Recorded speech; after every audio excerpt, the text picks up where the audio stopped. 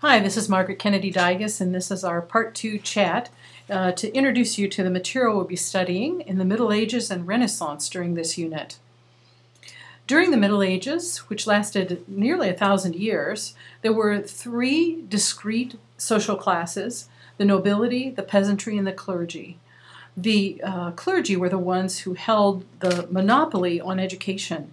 For nearly 1,000 years, the centers of learning were the monasteries, and the monks were the scholars in the culture. By the 14th century, this model was disintegrating, partly due to the Black Plague, and partly due to problems within the Roman Catholic Church, where rival popes claimed the throne in Rome, where the center of the church for a while was either Rome or Avignon, France, depending on where you looked.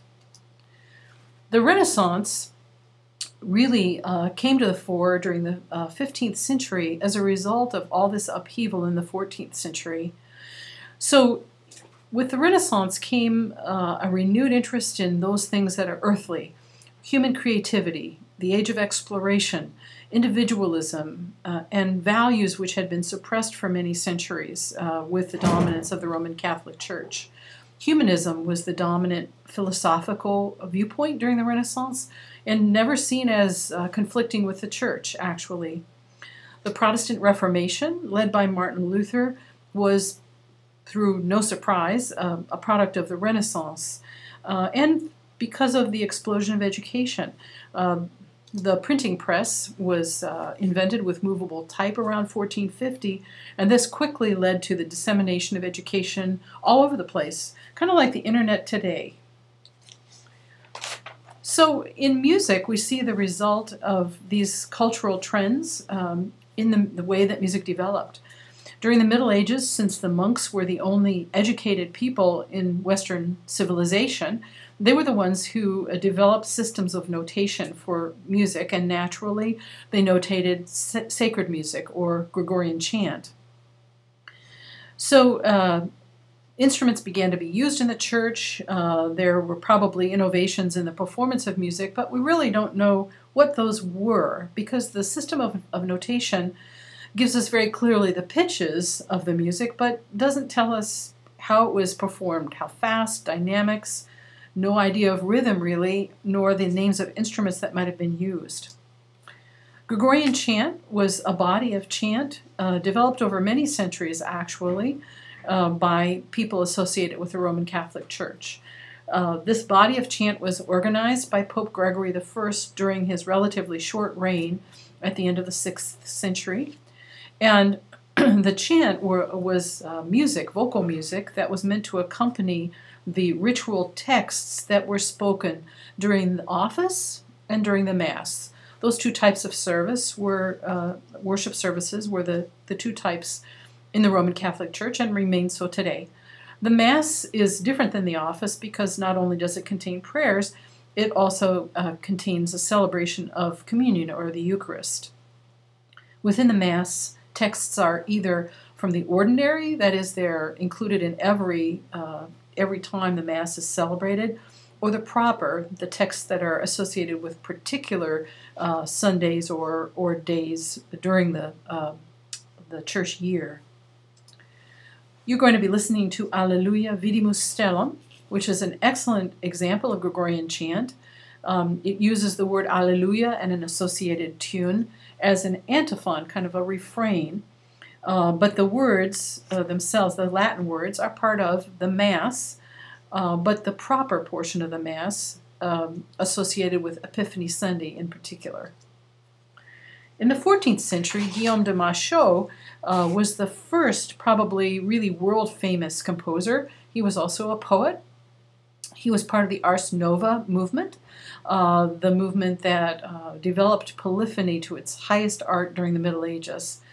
His compositions were some of the first to survive where we know actually what composer wrote them, because he gifted a lot of his music to noble figures. He wrote secular love songs, courtly love songs, as well as music for the church. And you'll be listening to a portion of his Notre Dame Mass, a setting of the ordinary portion of that Mass. He uses the Gregorian chant associated with that part of the ordinary as the foundation for his music, but it'd be hard to hear it because it's kind of in the background.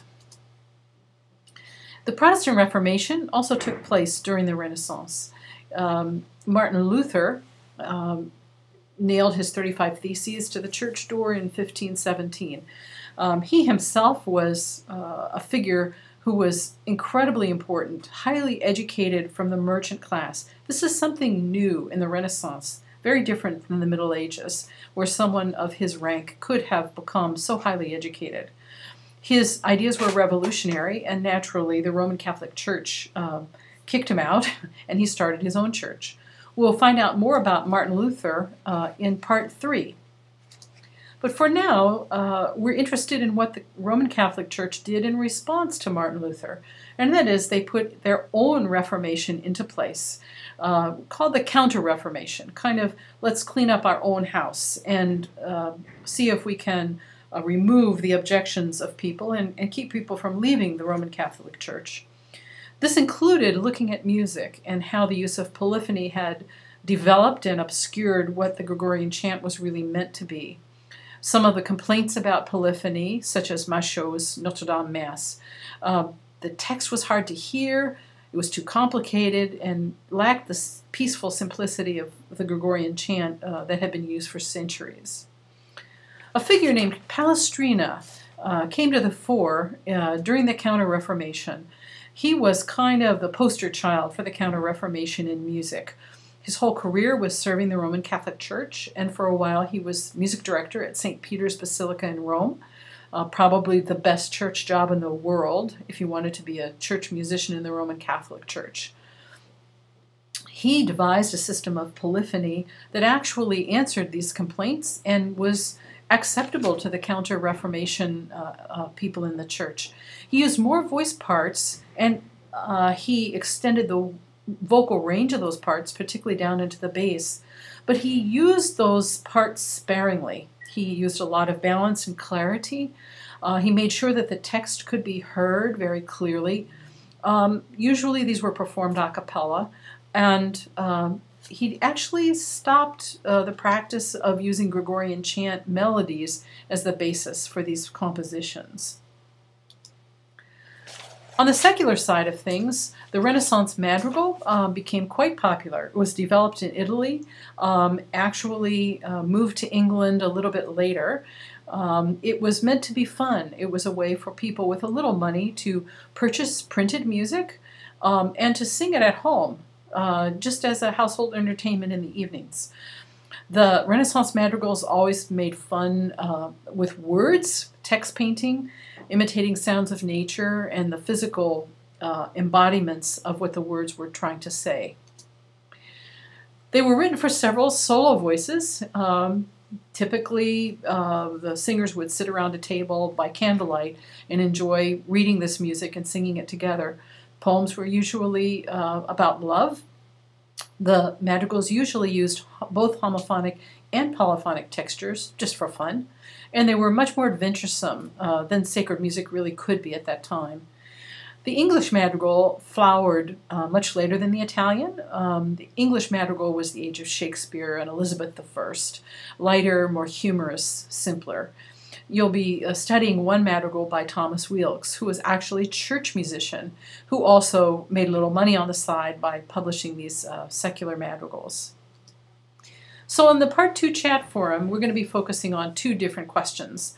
First of all, we're going to think about, is music making a basic human impulse? In other words, was something suppressed during the Middle Ages to kind of keep music making a little bit remote from the average person, although we know folk music must have flowered at that time.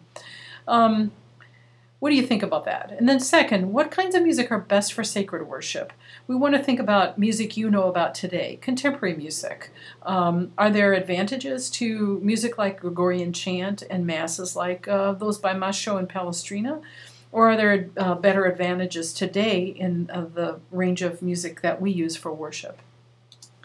Thank you very much. I look forward to reading your thoughts and responses.